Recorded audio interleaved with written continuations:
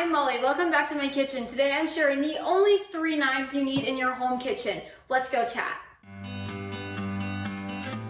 It's a huge misconception that you need 400 knives or you need a $400 knife or you just need so many complicated and expensive things in your home kitchen. You do not. You need 3 knives and that is it, and I'm going to show you them today. So I learned this about a year ago whenever I started getting really serious about cooking from scratch and cooking in general for the YouTube channel, for my blog. I just wanted to expand my skills in the kitchen, and I learned these things from a few of my favorite YouTubers. But let's get to the 3 knives that you need. I like to keep the covers on when I store them away just to protect the blades and myself. These knives are sharp, which you want them to be. You always want to have sharp knives. You do not want dull knives. I know it might seem like it would be safer to have a dull knife rather than a razor sharp one, but that is not true at all. For example, if you're trying to cut an apple with a dull knife, you're going to be pushing down really, really hard, and then if that knife slips, it can cut you and you're going to get more injured than if you get cut by a knife that is really sharp. More often than not, with a sharp knife, you're going to be going easy and gentle because you don't really need to apply pressure. So when you're doing that, it makes it so simple and so much safer. Anyway,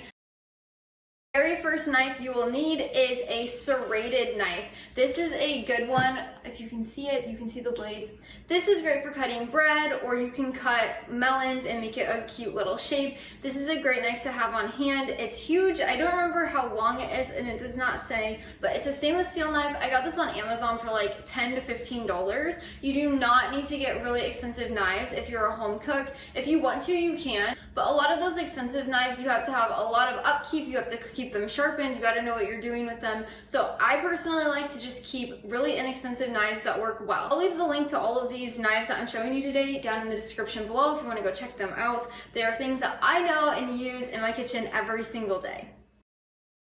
The second knife you will need is the most important knife. This knife can do everything that the other 2 knives can do. This knife can do anything you need it in the kitchen. This is called a chef's knife, and as you can see, it also has a cover. This is my best friend in the kitchen. What I like about this knife is it's really easy to handle. It's not huge and gigantic, but I can slice anything with this. It stays really sharp, and the cover actually has a sharpener. That's what that red thing is. It sharpens itself. This is my go-to knife in the kitchen. I highly recommend having this. If you're gonna buy one knife out of all of these, I would definitely recommend a chef's knife.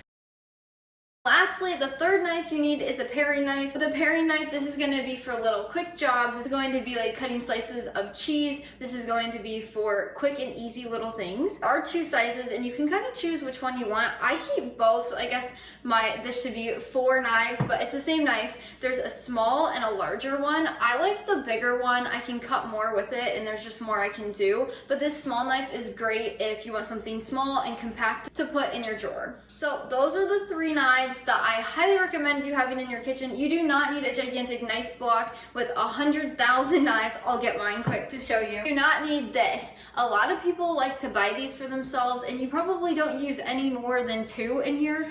The one exception I would add is having a pair of kitchen scissors. These are so awesome. You can use them for anything, from shaping dough to cutting chicken into chunks, which is my favorite use of these. So this is another exception, but you do not need a knife block. A lot of people like to get this because they think, oh, I have everything I need. But the truth is, like, this is the chef's knife on here. As you can see, it's a little smaller. The knives in this knife set are so dull. And when you get them brand new, they might be sharp, but they dull after 1 or 2 uses I've found. So this is not my favorite thing. Instead, I like to replace this big clunky thing with these 3 knives, and it's so much better. You can use them for so many more things, and you're not having a gigantic knife block in your kitchen that you don't use. I hope you found this home cooking video helpful. I love sharing my tips and tricks, things I've learned along the way and I use in my kitchen every single day. I'll put the link to all of these knives and even the kitchen shears that I use down below in the description, so you can go check them out.